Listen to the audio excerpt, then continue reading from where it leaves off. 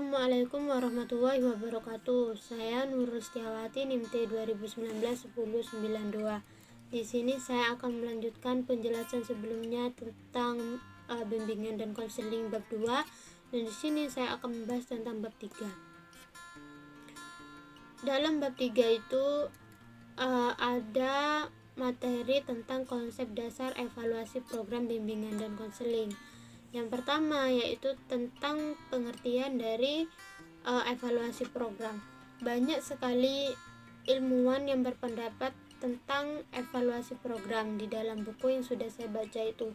Akan tetapi di sini saya akan menyimpulkan keseluruhan dari pengertian evaluasi program itu sendiri. Jadi evaluasi program itu adalah sebuah proses yang dilakukan oleh seseorang untuk melihat sejauh mana keberhasilan sebuah program dengan menerapkan prosedur ilmiah yang sistematis untuk menilai sebuah rancangan. Selanjutnya, menyajikan berbagai informasi dalam rangka mengambil keputusan terhadap implementasi atau efektivitas suatu program. Keberhasilan program itu sendiri dapat dilihat dari dampak atau hasil yang dicapai oleh program tersebut. Jadi evaluasi program itu mereview atau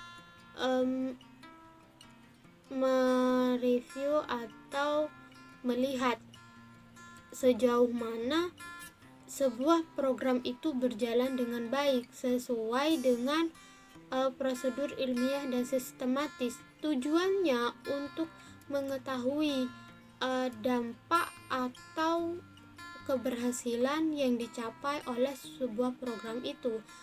Jika kita melakukan evaluasi, kita bisa menilai program tersebut berjalan dengan baik atau tidak. Jika program tersebut berjalan dengan baik, fungsi mengevaluasi ini untuk memperbaiki rancangan selanjutnya. Jadi jika dampaknya ini sangat baik, terus hasil yang dicapai juga baik, untuk rancangan selanjutnya itu jauh lebih baik lagi dengan adanya evaluasi program.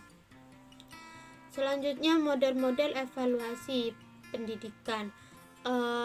Model-model evaluasi pendidikan ini sangat banyak macamnya. Akan tetapi dari berbagai macam model-model evaluasi pendidikan ini, yang membedakan yaitu karakteristik dari setiap model-model itu. Dan di sini saya akan memberi contoh model-model evaluasi pendidikan yang sering digunakan untuk mengevaluasi program. Salah satunya yaitu Goal Oriented Evaluation Model. Goal Oriented Evaluation Model ini dikembangkan oleh Tyler. Menurut model ini, yang menjadi sasaran adalah tujuan, bukan proses. Jadi, menurut model ini, proses pencapaian itu tidak menjadi perhatian utama.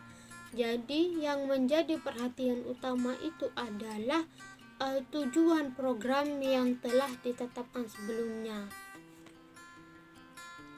Kemudian model yang kedua yaitu Formative Summative Evaluation Model. Model ini dikembangkan oleh Scriven yang digunakan untuk memperoleh informasi yang dapat membantu memperbaiki program.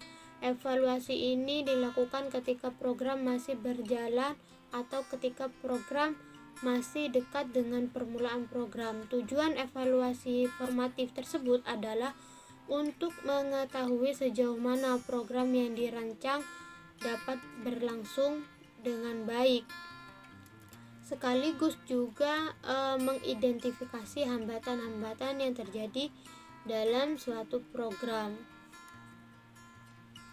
Evaluasi sumatif digunakan untuk menilai kegunaan suatu objek.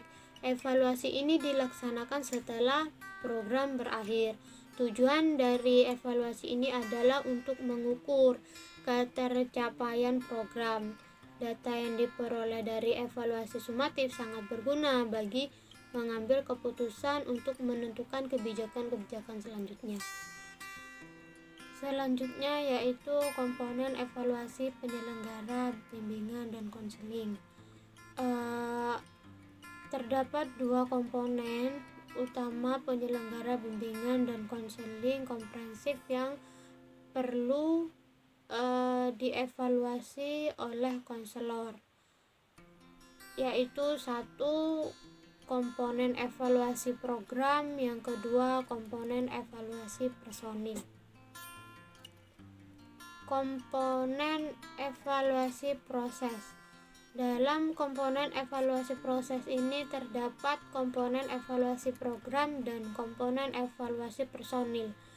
Evaluasi program ini merupakan prosedur yang digunakan untuk menentukan sejauh mana program yang dilaksanakan dalam penyelenggaraan bimbingan dan konseling komprehensif di sekolah sesuai dengan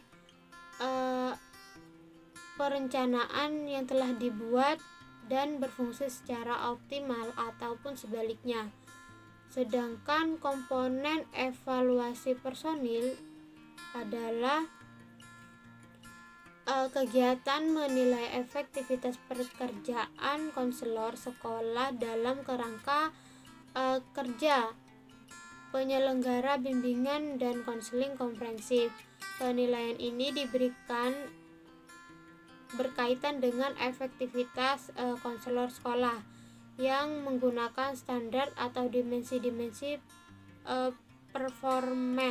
performansi yang telah ditetapkan dalam kerangka kerja bimbingan dan konseling komprehensif. Sebagai contoh evaluasi kinerja konselor berdasarkan panduan ADEP itu menggunakan 7 dimensi. Yang pertama perencanaan jangka panjang, yang kedua perencanaan jangka pendek, terus yang ketiga perencanaan pengembangan dan penguasaan asesmen, yang keempat pelaksanaan layanan dan bimbingan konseling, terus yang kelima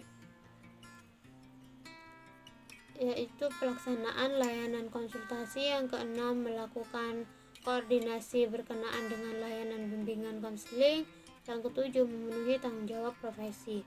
Selanjutnya komponen yang kedua yaitu komponen evaluasi hasil. Komponen evaluasi hasil merupakan kegiatan yang digunakan untuk mengetahui dampak dari program dan pelaksanaan kegiatan serta layanan bimbingan dan konseling komprehensif yang berkembangan dengan siswa.